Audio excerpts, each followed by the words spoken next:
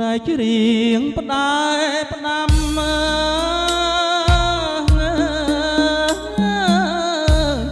ជួនញាតចំណាំគ្រួសារអ្នកដែរមិនដែលលឺទេច្រើនរយឆ្នាំខែឥឡូវកែប្រែបែរដល់រឿងខ្ញុំ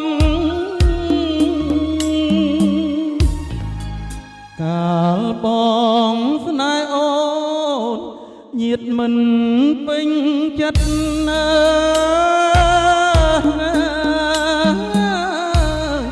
តែប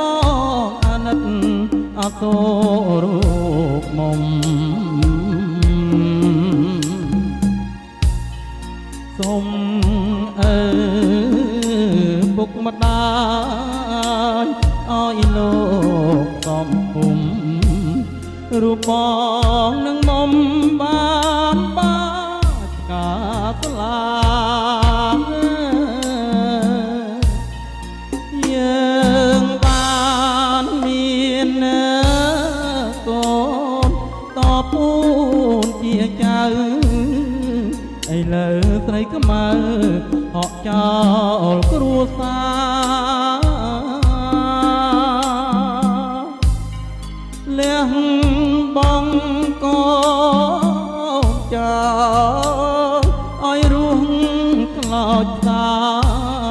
ចិត្តមុតឬស្យាទៅអមសង្គេ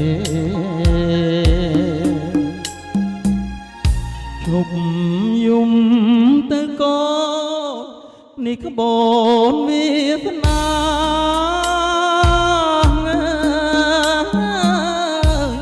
ព្រមលីខិតចា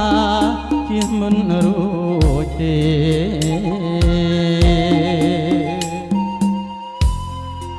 នៅមានឪមួយតែថ្នមមានមេ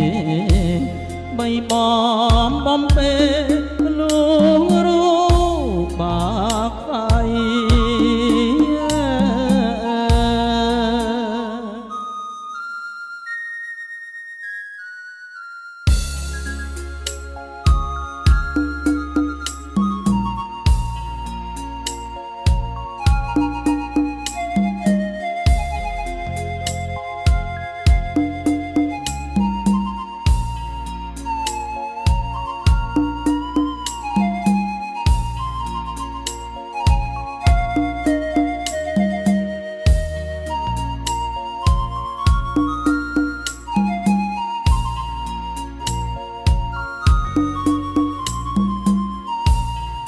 យើងបានមានកូនតពូនជាចៅឥឡូវស្រីខ្មៅ